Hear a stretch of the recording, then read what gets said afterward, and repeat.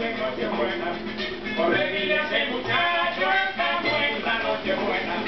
Corre, dile a ese muchacho que vaya a capa de pelo, pa' que me mande mi baño. Mándalo, pelo.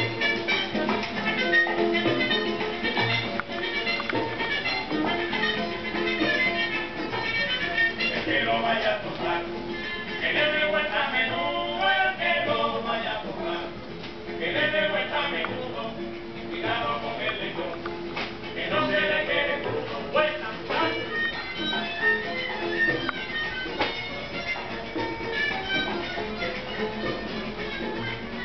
Aquí no quiero pensar, hay que saberlo comer, aquí no quiero pensar, hay que saberlo comer, cuando se trae el anzuelo, hay que mirarse por él, fíjate.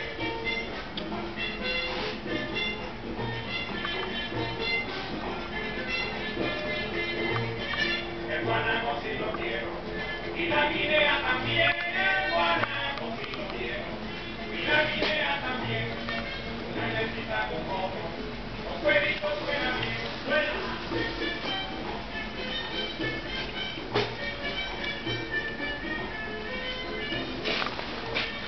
Con un poquito de vino, un pedazo de turrón, con un poquito de vino, un pedazo de turrón, me cae muy sabrosito, la música de este son.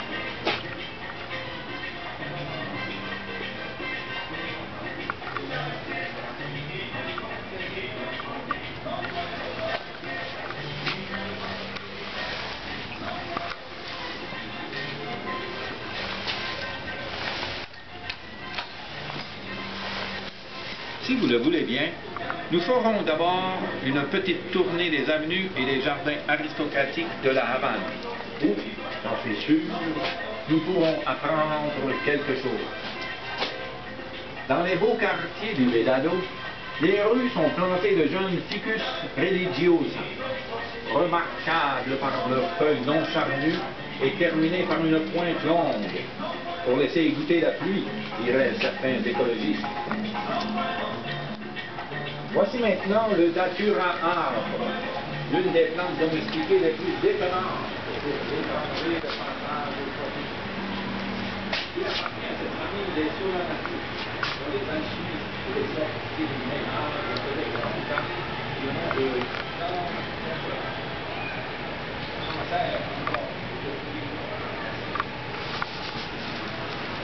cette visite amateur par cet arbre fulgurant que l'on trouve aujourd'hui partout dans les villes tropicales. Le flamboyant.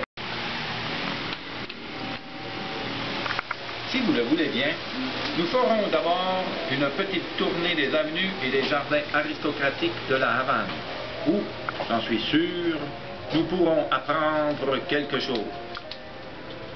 Dans les beaux quartiers du Vedado, les rues sont plantées de jeunes ficus religiosa, remarquables par leurs feuilles non charnues et terminées par une pointe longue, pour laisser goûter la pluie, diraient certains écologistes.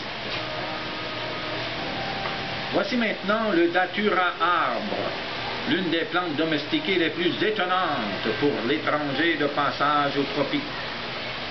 Il appartient à cette famille des solanacées, dont les alchimistes et les sorciers du Moyen Âge faisaient grand cas sous le nom de plantes consolantes. On s'en sert encore aujourd'hui en pharmacie. Finissons cette visite d'amateurs des jardins par cet arbre fulgurant que l'on trouve aujourd'hui partout dans les villes tropicales, le flamboyant.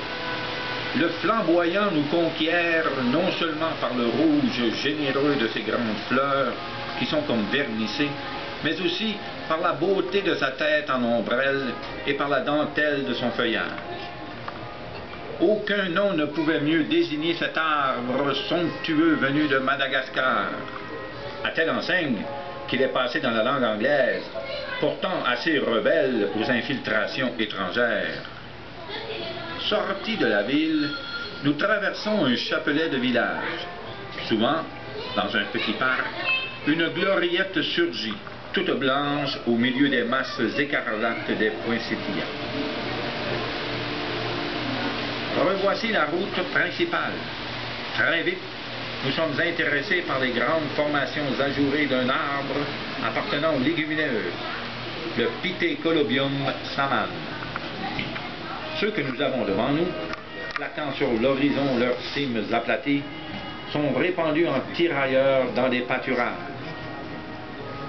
Les fruits du saman sont probablement dispersés par les animaux domestiques. De la même façon qu'en Afrique, les acacias sont propagés par les animaux de la grande faune, girafes, antilopes, etc. Il y a d'ailleurs une extraordinaire analogie générale entre les savanes africaines et ces savanes ou pâturages cubains. Nous retiendrons surtout de cette longue route un arbre magnifique, capable de faire oublier le palmier royal.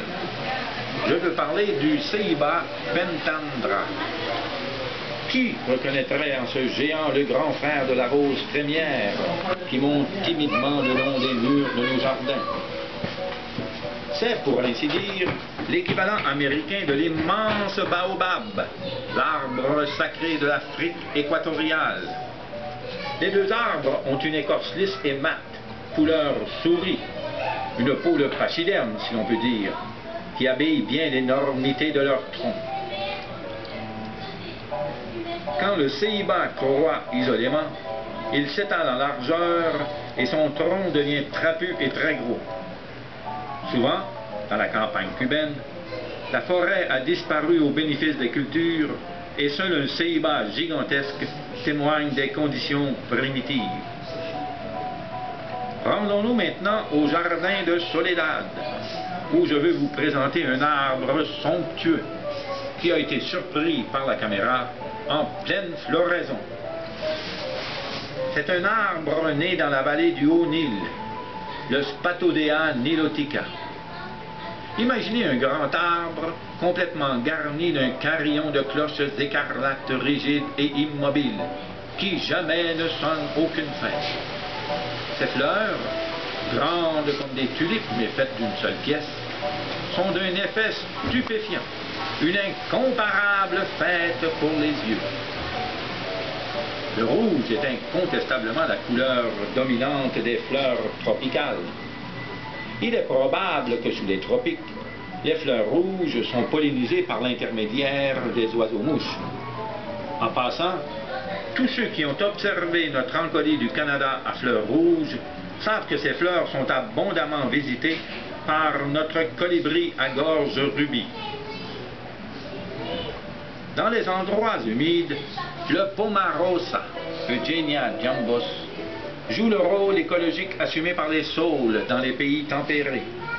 Son feuillage mime d'ailleurs fortement celui des saules.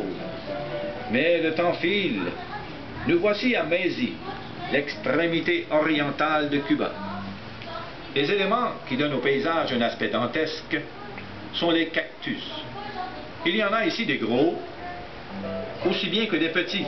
Par exemple, le Melocactus acunae, une espèce endémique qui se niche dans les cavités d'érosion.